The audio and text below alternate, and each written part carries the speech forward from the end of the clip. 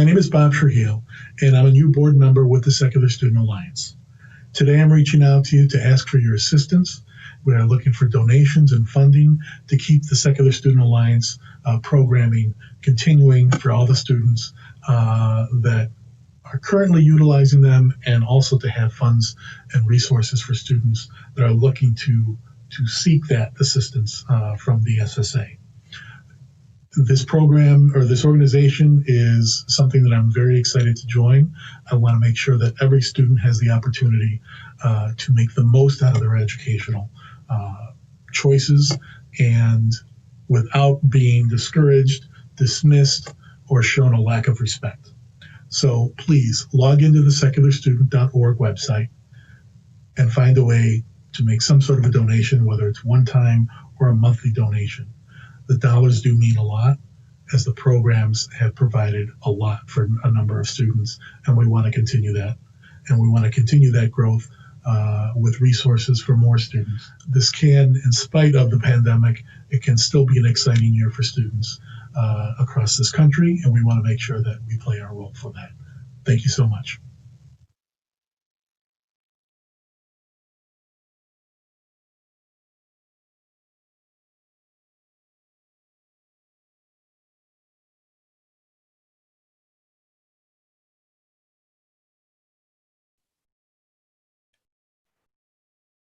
Welcome, everyone.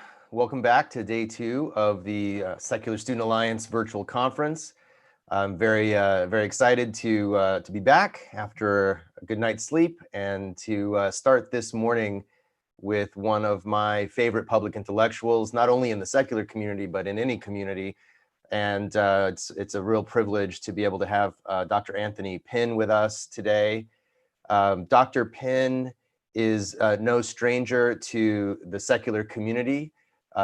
First met him many years ago, not many years ago, I guess, several years ago at a humanist gathering. And I'm sure you've really appreciated his commentary over the years, his scholarship, his writing, and his public speaking. Dr. Pinn is the Agnes Cullen Arnold Professor of Humanities, Professor of Religion, at Rice University. He's the managing editor of Religious Studies Review and the director of research at the Institute for Humanist Studies in Washington, D.C., and many other things. Author of multiple books, including When Colorblindness Is Not the Answer, which I think is his most recent book, but I could be mistaken. He's publishing in popular press as well as academic press, so it's hard to keep up with your voluminous output, sir. And it's a real privilege to have you with us. Dr. Pinn's going to share a presentation with us, and then we're going to open it up for Q&A. So if you're on the Zoom webinar, please use the Q&A feature.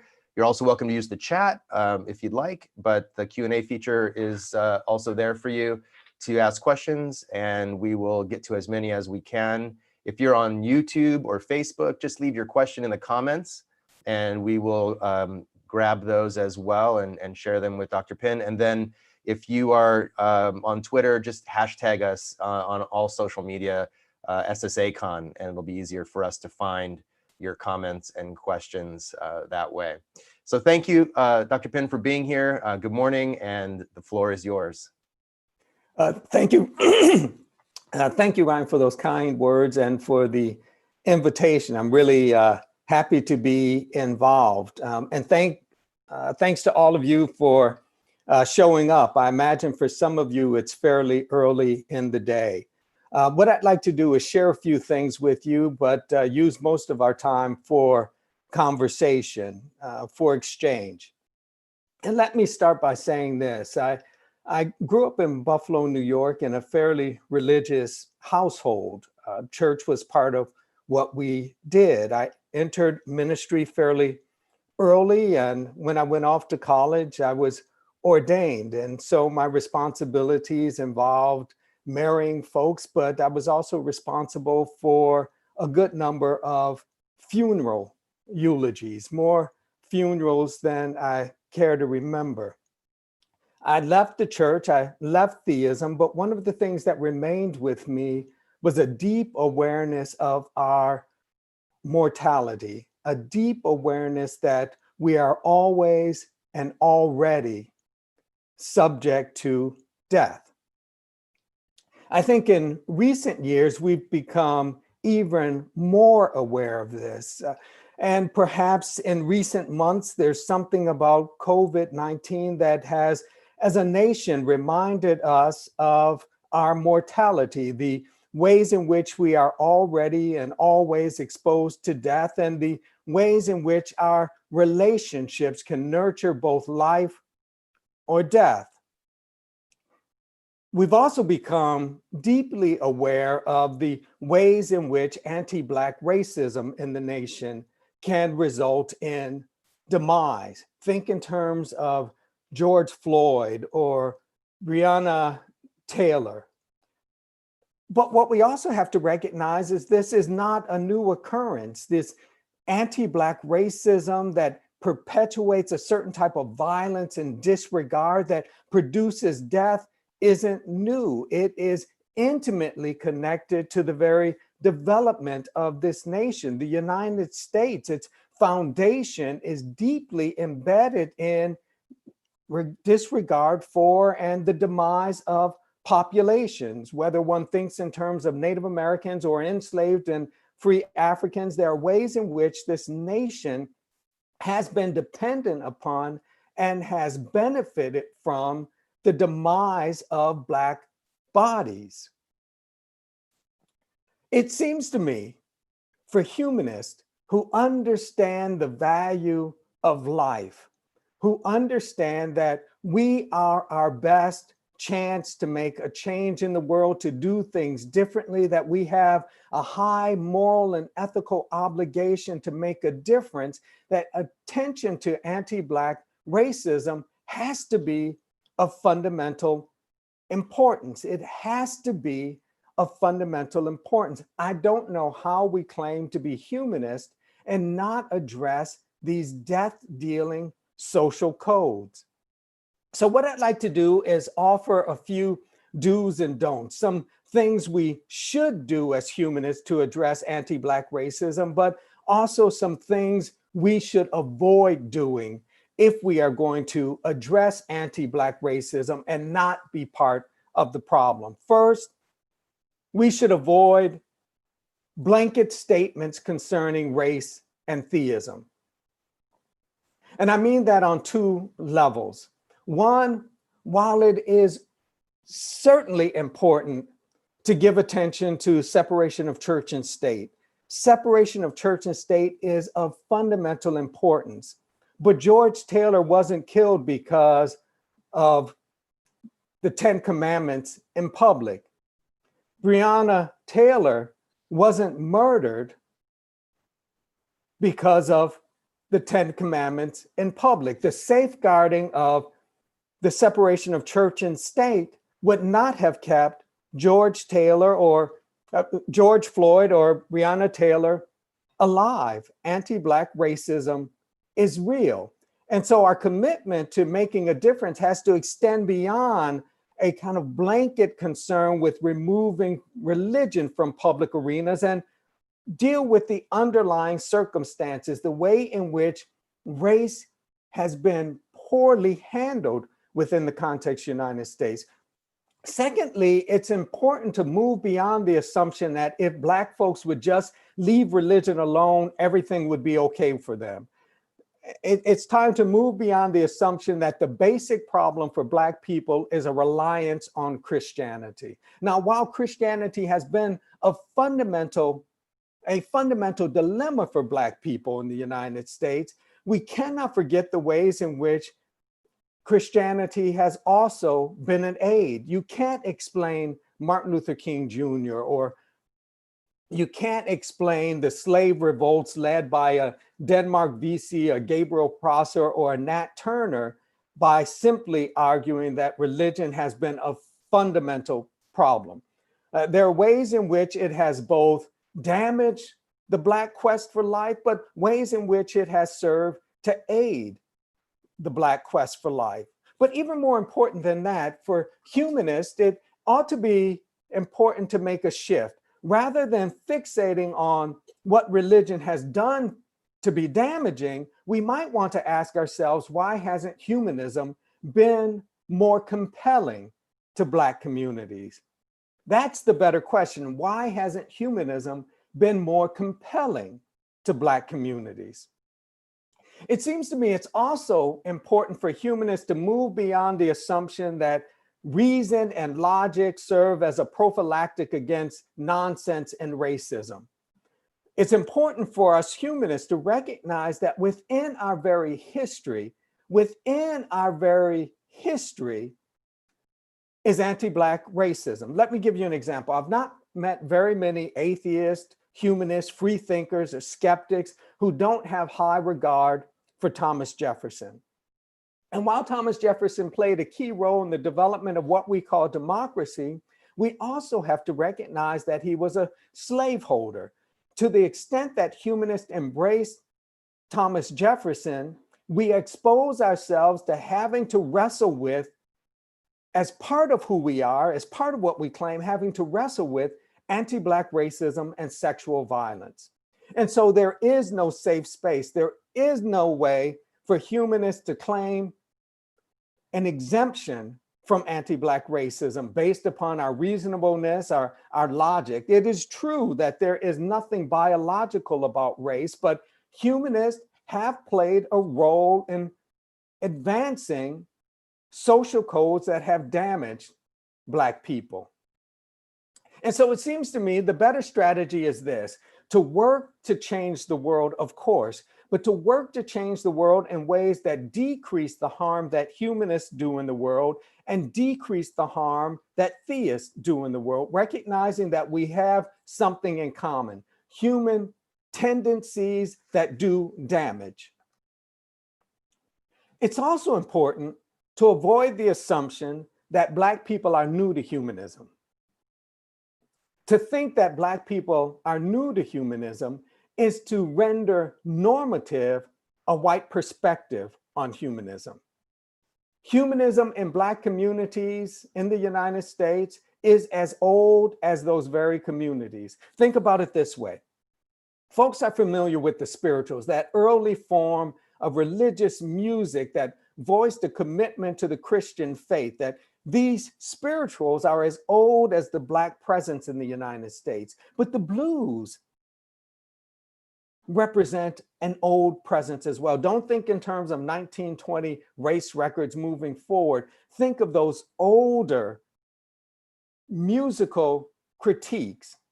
Within this blues culture, within the blues, you get a deep appreciation for life lived within the confines of human history. You get a deep regard for the material nature of life and a deep and abiding suspicion concerning supernatural claims.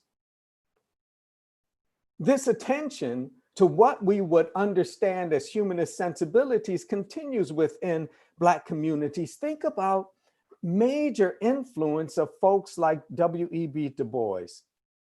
The Souls of Black Folk, that early 20th century text, set out an understanding of race that still guides our thinking in the 21st century. And Du Bois was a man who was not committed to theism, not committed to the church. He was a free thinker, exercising sensibilities that we might understand as humanist in nature. Lorraine Hansberry, a humanist. Richard Wright, a humanist. Think in terms of the civil rights movement and push beyond Martin Luther King Jr. to someone like Bayard Rustin, whose approach, whose thinking deeply in line with humanist sensibilities.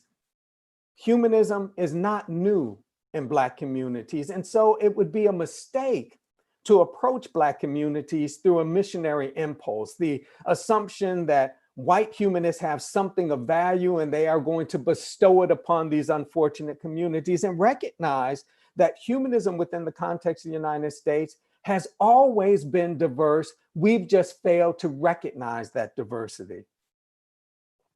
In terms of things to do, first, recognize that white privilege is real. Recognize the nature of white privilege, and recognize that in talking about white privilege, we have to move beyond an economic litmus test.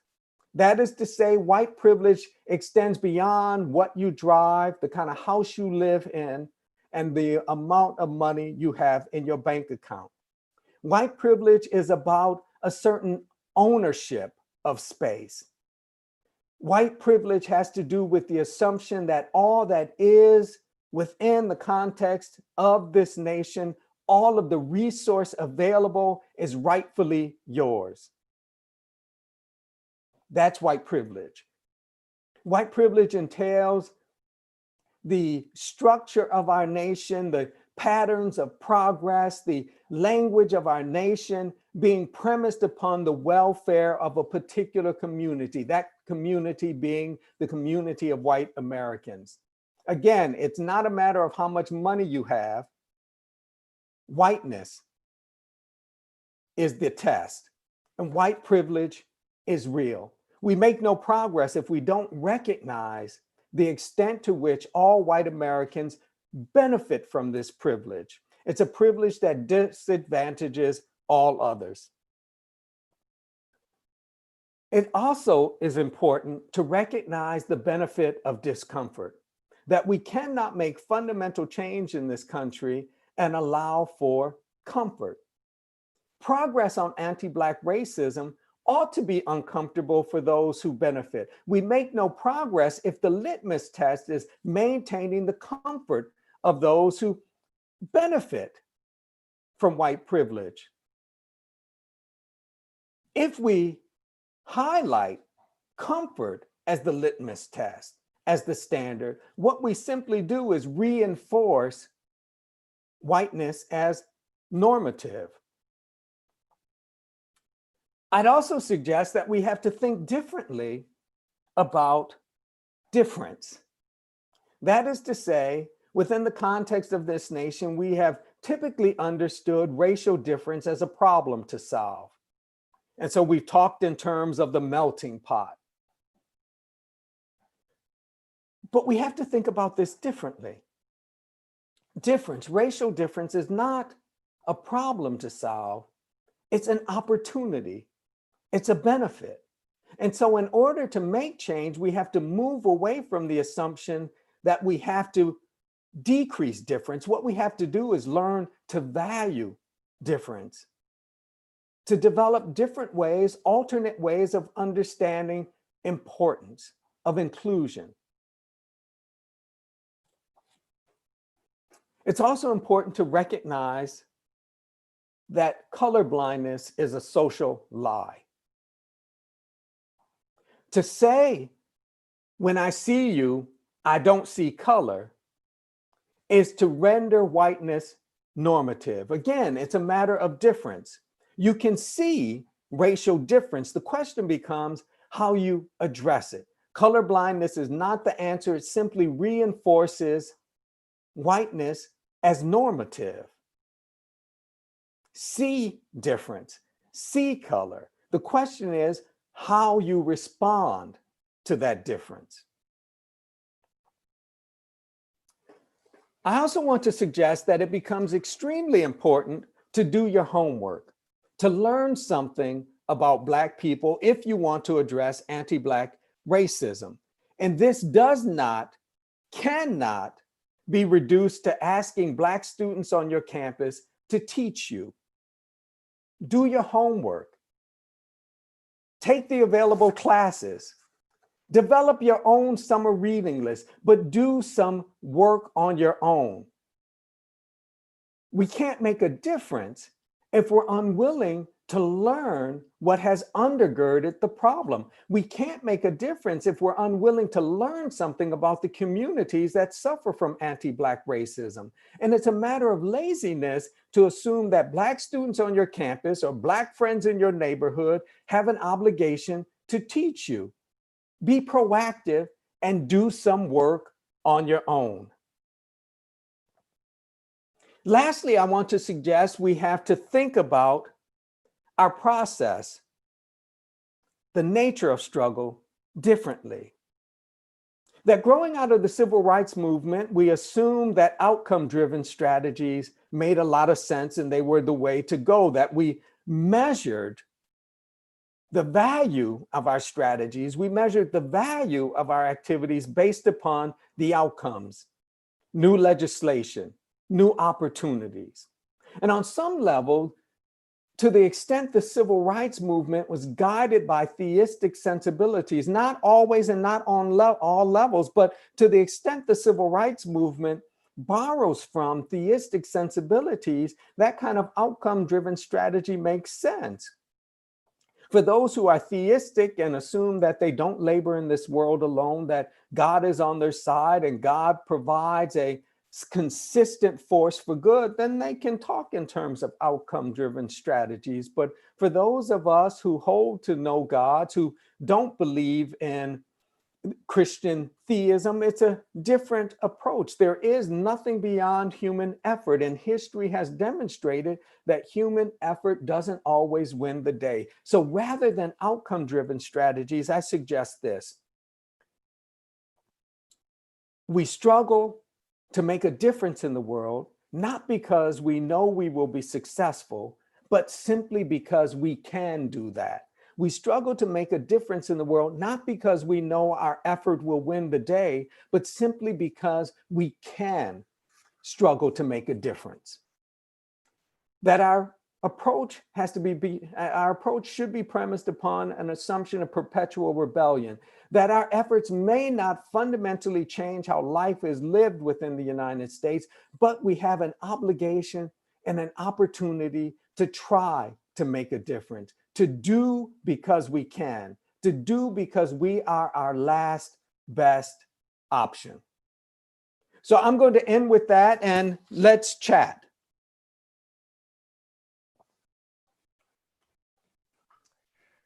All right. Thank you so much. So if you have questions to pose or to share with Dr. Pinn, please use the Q&A button at the bottom of your screen. I've gotten a few here.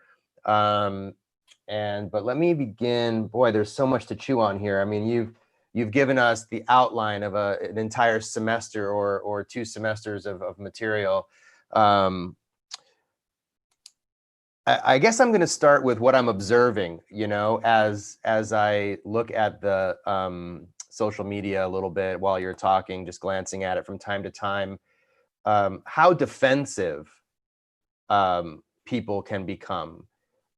So, you know, my thing is, I would like for people to be able to hear someone explain their experience of the world and simply listen, and if it seems incredible, to simply say, what if it were true?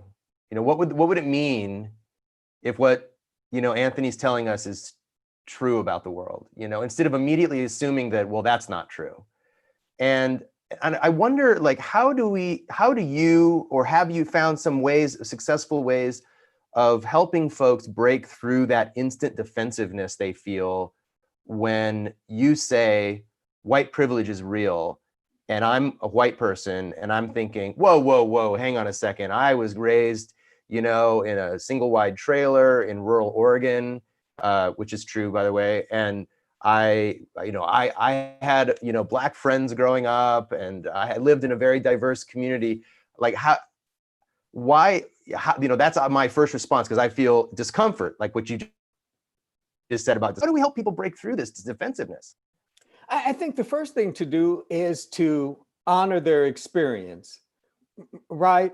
That what I'm suggesting isn't to say that it hasn't been tough for some white folks, right? That economically it hasn't been challenging. I acknowledge that that has been the case, right? So we honor and recognize the experience of others. But then we add this, that there is a fundamental difference. For those who suffer from anti-Black racism, for whom life has been a struggle, for whom economic success has been a struggle, there's an underlying assumption within the context of the United States that, one, they just don't want to work hard. Or 2, there is something fundamentally wrong with them, not the system. And my argument would be, for white Americans, whether they are economically challenged or not, the system is set up in such a way that their failure to achieve is not understood as representing some sort of inherent or intrinsic flaw in them. That there is something within the system that prevents them from being successful, as opposed to it being an intrinsic or inherent flaw in them. And I don't think, by and large, Black Americans have been afforded the same assumption. And so again, it's a matter of recognizing that life is challenging. I'm not saying it's been easy for all white people. I'm simply saying the system has been set up for them. Right. Yeah. And I think it's easy to try to compare and say, well, my life's been difficult too, instead of just saying, that's, thank you for sharing your experience with me. That's really revealing. And, how can we, I don't know, how can we move forward together or something like that? Yeah. I'm also trying to encourage folks to think beyond the level of the individual and to think in terms of systems, to think in terms of collectives, of communities. And if you look in terms of collectives, of communities, there is no doubt that Black Americans have lagged behind, right? And they have lagged behind because of the nature of this system. Right? Yeah, so if we think beyond individuals and we think in terms of communities, it's quite apparent that there are some fundamental differences here. And my argument again is these differences have to do with the very nature of social rules in the United States, cultural codes in the United States. Yeah, I was thinking that the sort of the emphasis, you talked about reason and knowledge not being a prophylactic against nonsense and bigotry. And I think one of the things that the humanist and secular communities pride themselves on is their focus on reason and rationality. And I read an article this morning actually from a conservative author saying that there's no evidence of systemic racism in America. And I just read it in disbelief, like how it could get past an editor. It was an opinion piece, of course, but it's just obvious in the statistics, and statistic loving people like secular folks, humanists and skeptics, this should be beyond question by now, in the same way that creationism is patently untrue. It should be, but unfortunately it's not, right? In 2020, we still debate the nature of our activism within humanist communities. Yeah. You talked about, I thought one of the most revealing things, and I think provocative things you said, was that the question that we should be asking isn't so much what has Christianity contributed to racism, although that's maybe an interesting question as well, but why hasn't humanism been more compelling to the Black community? And I think you then go on to explain that, you sort of didn't answer the question yourself and left us to think about it. But it makes me think that there hasn't been a sense of openness or receptiveness to the other issues that you then go on to enumerate in your talk. What should, and I answered this question endlessly, and I hate to ask it again, but for the sake of... Let me provide a bit of context. So this is what I'm thinking. In terms of Christianity in the United States, after the civil rights movement, there is a dip. White and Black churches experience a dip in membership. Within Black churches, there isn't an increase in membership until the 1980s. And some of that increase can be accounted for through the Black middle class returning to churches. Right after the civil rights movement, we were told, if you live in the right communities, if you go to the right schools, if you're non-threatening, if you abide by the codes, you will be successful. And we recognize that after all of that, race remained real. And Blacks had given up so much of their cultural world in order to try to fit into this scheme, to get the American dream. And many went back to churches. in the context of these churches, whether they believed what was going on theologically or not, it was a space in which they didn't have to explain why they were angry. Mm. They could network and connect and not have to explain themselves, not have to look over their shoulders. And if listening to the sermon was the price they paid, so be it. Mm. And my concern is this: within humanist circles, we spend so much time critiquing churches. And for Blacks who are humanists, who are outside of churches, and Black humanists who are hiding out in churches, we know the problems with religion. The question is, and now what? Right? So this idea of critiquing and dismantling doesn't provide Blacks with a soft place to land within humanist communities, right? Address the issues that they face, as opposed to simply telling them what they already know. Or assuming that they've, like you said, they've never heard of a humanist thought, or never read Zora Neale Hurston, or never read, Richard Wright, or, the rich tradition of free thought. It's a soft place to land. Yeah.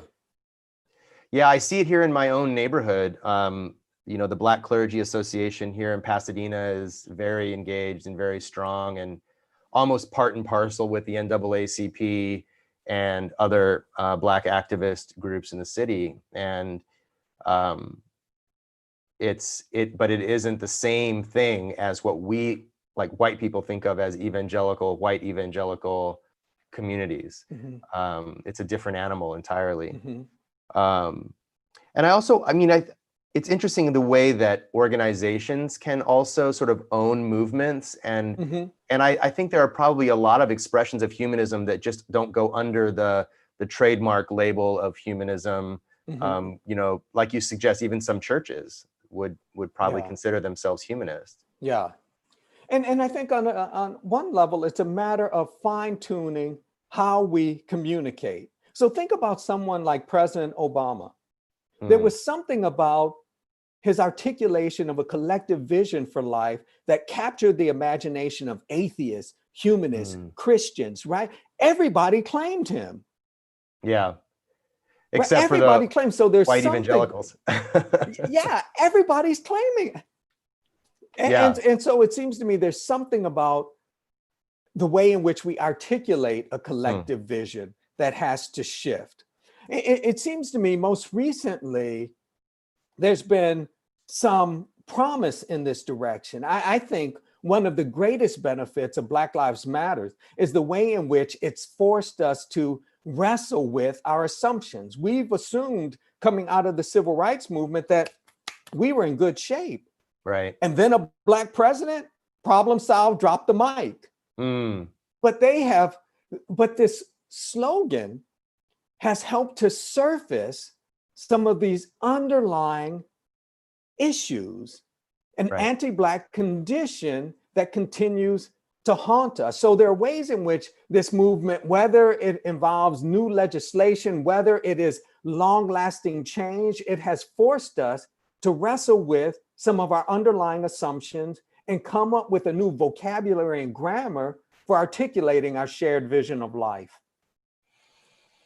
Yeah, wow, there's so much there. I wanted to ask you, boy, I want to ask you about white privilege, and how it relates to actual skin color, because I think people, when they hear whiteness, they think literally white skin, but there's also a sort of a sociological category at play here as well, right? Could you kind of tease out the distinctions between whiteness being literally white skin, like my skin, versus a kind of sociological category of whiteness? So let's think about the human body in at least two ways. One, that the body is a linguistic construction. It is what we say about it, right? And that's one of the ways in which whiteness functions. We say certain things about particular bodies, and that makes them real in certain ways, right? So we talk in terms of we talk in terms of white bodies. We talk in terms of those bodies as beautiful, as the norm, as representing intelligence and capacity and promise. And we've associated Black bodies through language with everything other than that. But then there's also the physical form, this biochemical reality that is born, lives, and dies. And then one of the ways in which, and with this, the visual matters, optics matters. And so one of the ways in which white privilege functions in this regard is, take, for example, driving while Black. That has little to do with how we name these bodies, and so much to do with how we see those bodies and how we assume those optics are either accurate, inaccurate, comforting, or threatening. Right? So the Black male driving down the wrong street triggers police attention because of a look. Trayvon Martin walking through a neighborhood triggers death because of a look. Right? So white privilege functions in this way. Trayvon Martin is understood as being out of place and a threat. I think whereas the white person walking through the neighborhood doesn't trigger that same response. Right. Yeah, no, I think I see it in my own life. I witness it, seeing, being in a store and seeing the security guard ignore me as I walk out the door. If I've, like, for example, if the clerk says, "Would you like a bag?" and I'm thinking, no, I don't need a bag. I don't want to waste the bag. And I just have this item in my hand and I just walk out the front door with this item, and the security guard doesn't even look to see, you know what I mean? Like, maybe, it occurs to me in those moments that I'm like, I could walk out of front door here with, like a dresser or something, and maybe nobody would even stop me or even give question. me a bag and a receipt. I Right. want both. Yeah. And there's also, right, there's also the way in which this takes a toll on people, right? I mean, that having to deal with anti-Black racism, being the target of anti-Black racism, has health consequences. Right? And those aren't necessarily visible, but they are no less real. Right. Yeah, the psychic toll that it takes in the physical body. I think a lot of white people experience shame when we talk about these issues, because, as you mentioned, white people have privilege, it's not something you can just opt out of. You can't just say, well, I don't want it, take me out of that list, or something. You have it. And so I think tends to be, at least in my experience, I've definitely experienced shame, like I'm a bad person, or like, well, how do I get this whiteness off of me or something? How do you, advise people to think about the idea of shame? Yeah, good question. And there's no reason for shame. This is the system into which we are born, right? So no need for shame. The question becomes, what do we do, right? Once we recognize that this is the nature of the game, this is how the United States is set up, the question then becomes, what do we do about it? And so it seems to me what white Americans have to do is, one, recognize that this privilege is real, that it's something they're born into, that this privilege is real. And it seems to me, secondly, to use this privilege to counter this privilege. That is, use this privilege to go to bat for those who don't have it, right? Use this privilege to target anti-Black racism. Yeah. Right. So I've seen things on social media, like there was one post of a young white woman with a shirt on, something to the effect of, when they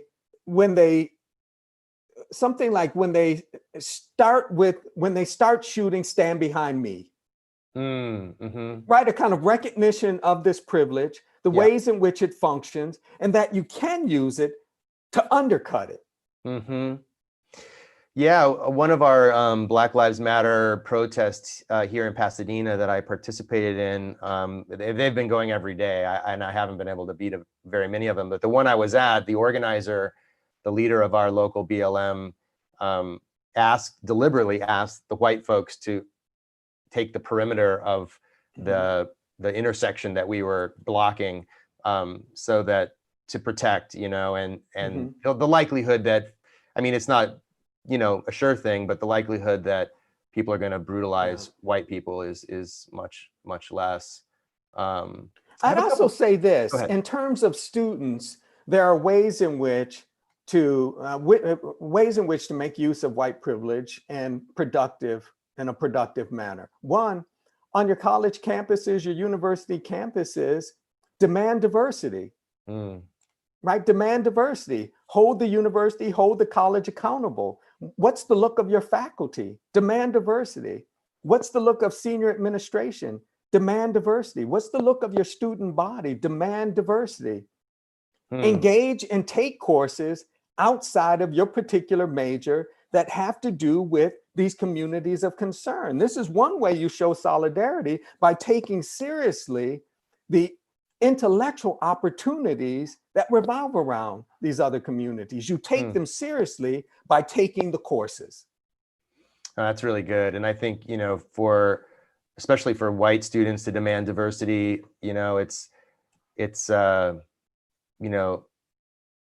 caring about people that you don't know anything about, or it's not your personal, cause, to stand up for someone else's need is really important. I have a question from Michael. I'm gonna open his mic, and let me see, where are you? There you are. Go ahead, Michael. You want to unmute yourself and ask your question? I thought it was really interesting. Hey, hello guys. From what I've seen as a Black activist in Minnesota and in North Dakota and conservative America, now we're in Florida.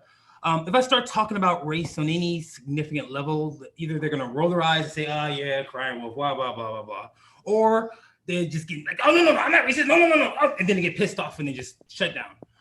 If I get passionate, they get like, "Oh, angry Black guy," and give me disorderly conduct. Or if I get calm or rational or relaxed and talk softly, they ignore me and walk off. So it feels like it's more effective to let other Caucasians deal with other Caucasians about race, talk to them about that. At least they'll be able to say their objective. They're the ones that can say like, well, they're not getting any kind of advantage out of saying that he's racist, because people are like, oh yeah, it's racist, that's racist, and that's what they get upset about. Any possible tactics I can employ to talk to them about that?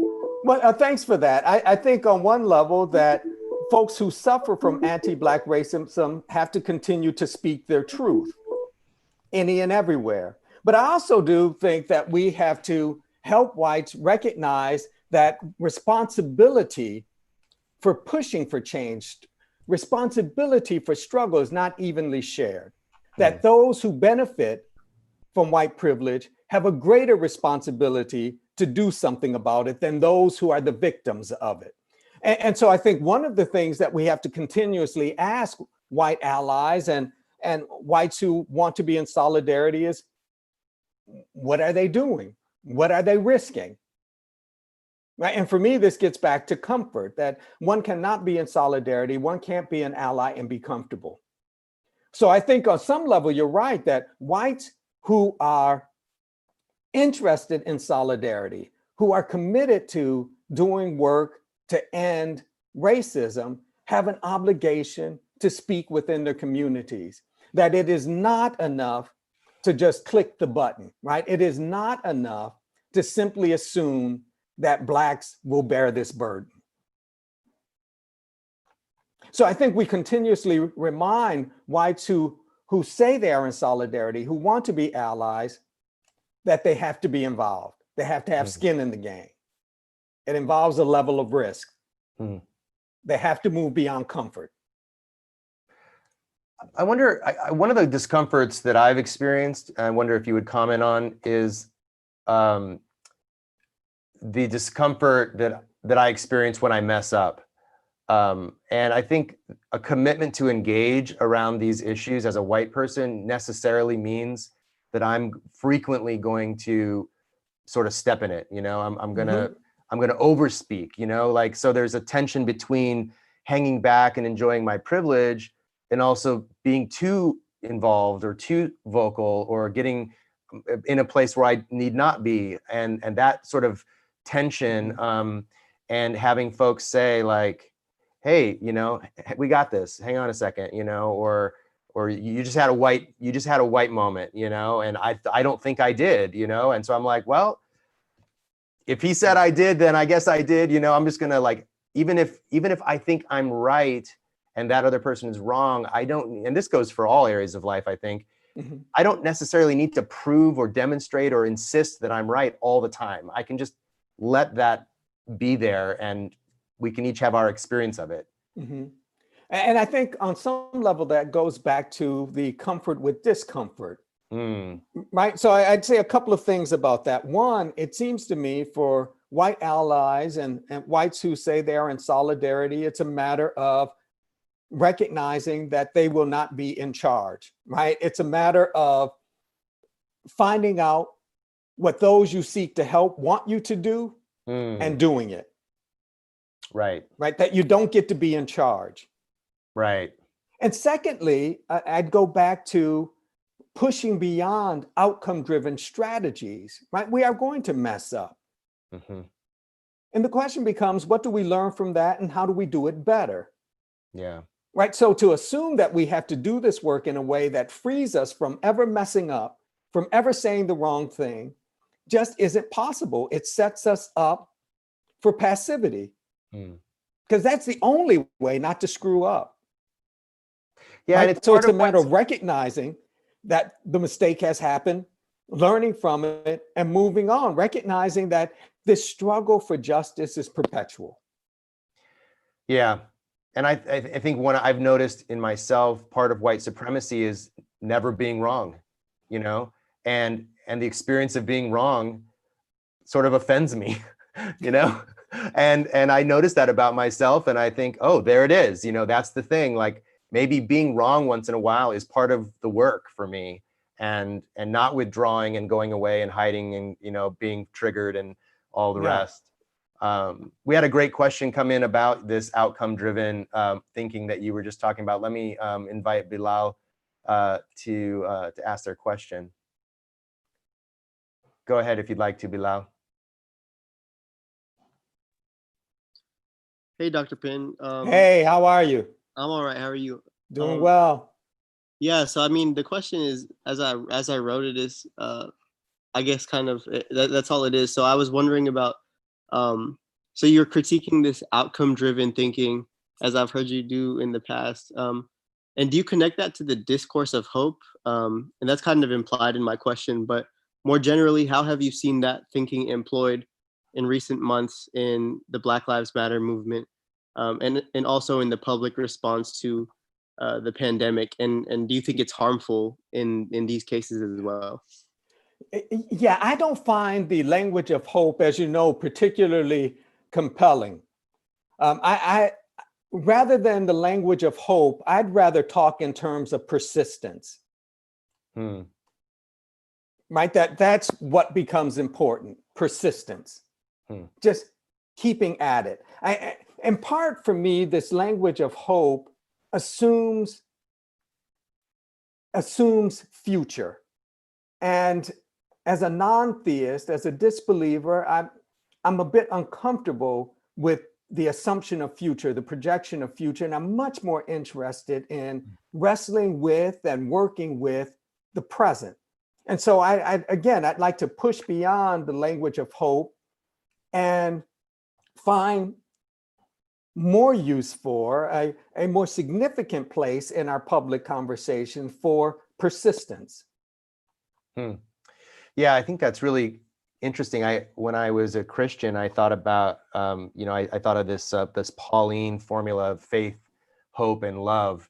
And I noticed in my own life that they sort of fell off in that order, like first faith failed and then hope, I thought, you know, and then love is the thing that remains, right? Like that we can continue to love in the face of hopelessness, and persist, as you say.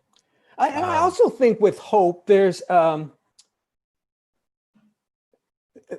sense of what freedom or transformation, where there's a sense that we know the look of transformation and freedom, when I would suggest we don't have a model for it, right? We don't know what it looks like. We have to do it by negation. So I know it can't include, right? I know liberation or transformation cannot include homophobia. It cannot include sexism. It cannot include anti-Black racism. But what it is beyond that negation, how can I know? There's no example. And so for me, hope is too sure that we have a sense of what this transformation entails, when I'm much more comfortable saying, we know what it can't be, so let's persist. Yeah, and I think that's the imagination that is needed. You know, in the Christian tradition, we talk about prophetic imagination, and I think this is so important for humanists as well to think about. You know, when people started talking about defunding the police or abolishing the police, you know, of course, there's, like everything, there have been people abolitionists on this order for decades, and white people suddenly discovered the abolition movement and thought, oh, how impractical. You know, what would it look like? And if you can't spell out, you know, in a 400-page proposal exactly how it's going to look, then you're not being realistic. And the point is, we don't know how, you know, exactly how it's going to look, but we have to try. You know, if you know, a third of gun victims in this country are at the hands of police, then we have a problem we need to fix, whether we know exactly how to fix it or not. Right. Another question. This one's coming from Devin. Let me unmute Devin here and invite them to. Let's see, there you are. Welcome, Devin. I was specifically thinking of your question about why Lord. Yes. In Why Lord, you explored how Black churches dealt with theodicy. How does humanism treat this issue within an African-American context? Yeah, well, thank you. Thank you. So let's think about it this way. So Black churches, with a sense that God is loving, kind, just, and compassionate, involved in the world, encounter a dilemma, right? On one hand, they want to understand God this way, but they also want to recognize that the misery they encounter, the anti-Black racism they encounter, is also real. What do you do with these two real things? And so this is where theodicy comes into play. What can you say about God in light of human suffering in the world? And the ways in which Christians, not just Black Christians, the way in which Christians have responded involves several possibilities. One, it's pedagogical. That is to say, God is teaching us something through this misery. Or it's justified punishment. We have screwed up and God is getting us right. Or you take the book of Job position. It's a mystery. Non-theists don't have this issue, right? Once you lose God or gods, you don't have a theodicy problem. You don't have to explain how a divine force is active in the world. It moves to a different type of question. The question becomes anthropodicy. That is, what do you say about people in light of the nasty crap we do? That's the question for humanists. What do we say about people in light of the nasty crap we do? And what do we say about them? We are flawed in so many ways. We have the capacity to do some wonderful things, and we have a capacity that is just as strong to do dangerous and destructive things. Yeah, well said.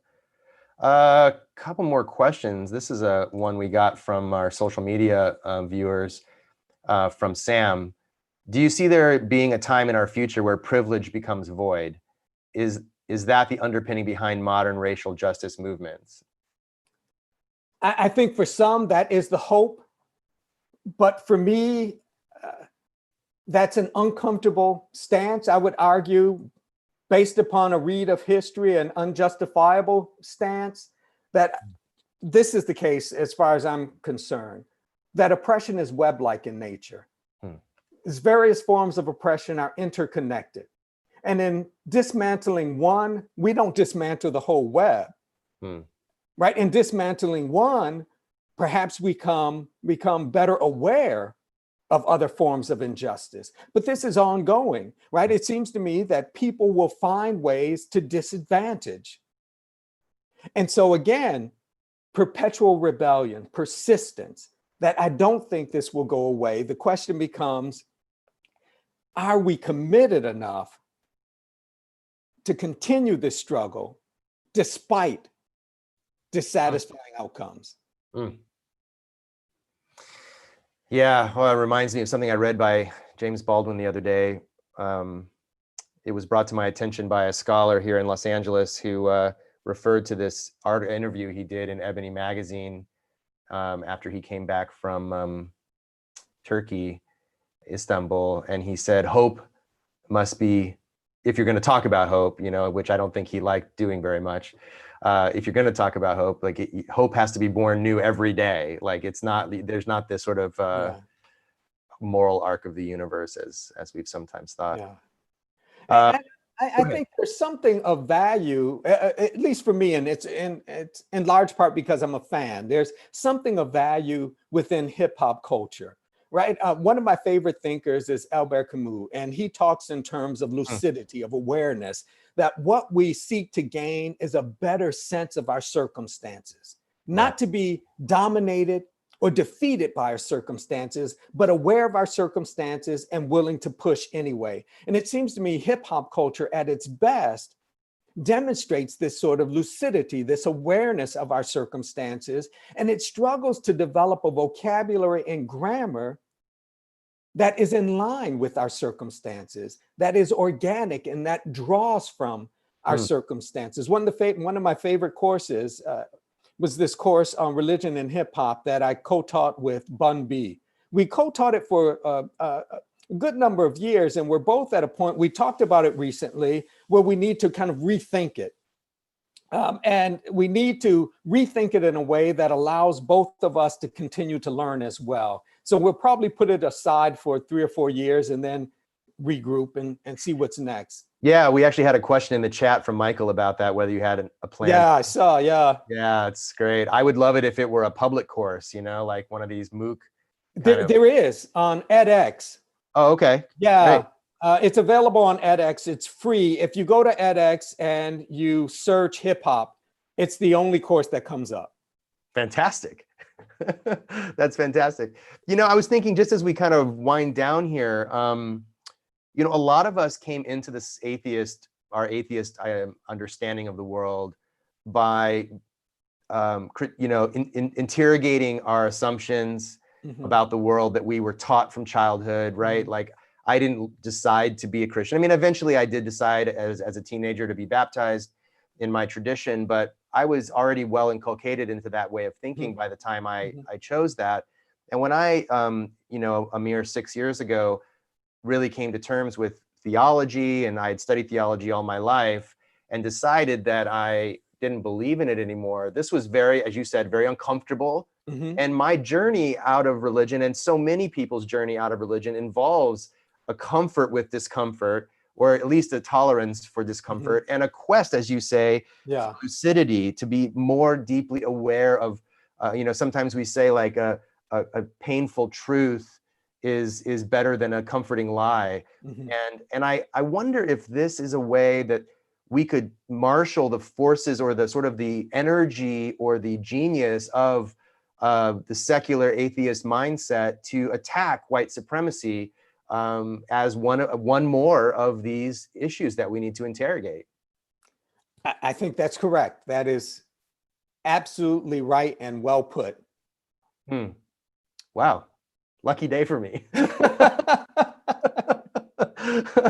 Well, good. Well, I mean, I can't, I mean, I wish, one of the great things about doing this is I get to talk to people like you, and I wish all of my favorite people lived in the same town and we could all just get coffee together once in a while. But wouldn't that be great? It would be amazing. If there was heaven, we could all just gather around the tree of life and chat. But we'll do this in the meantime, right? Yes. I'm not going to hold my breath for that. But thank you again for your time. I know that you spend a lot of time on this platform teaching your students and having meetings, and so I appreciate you doing one more. Oh, my pleasure. Anytime. All right. Well, we'll see you down the road. Thank you so much again. Thank Go ahead you. and folks listening, Dr. Pinn's new book, Colorblindness is When Colorblindness Is Not the Answer, and a host of other books. My recommendation would be to just go to his Wikipedia page and see all the books he's written and just start into them. And I would, you know, as a white person listening to this too, I would say like your advice about reading and educating yourself. It's been so rewarding to me, whether it's fiction, essays, nonfiction, old stuff, you know, from the Harlem Renaissance, new stuff, videos. I mean, during this pandemic, there have been so many amazing webinars and teach-ins from Black scholars, Robin Kelly, you know, that's here in my hometown. Just like, I would just sit at his feet and listen for hours, you know, and there's so much material. There's no excuse for any of us not to know what's going on. And for students, this is the commitment, right? The commitment is to learning. That is the 4-year commitment. Yeah. I'm simply saying include some of this material, expand. Absolutely. Well, follow Dr. Pinn on Twitter. If you have other follow-up questions for him, hopefully if he has time, he'll get to those. And I appreciate you spending the time with us. Take care. Thanks so much. Bye-bye.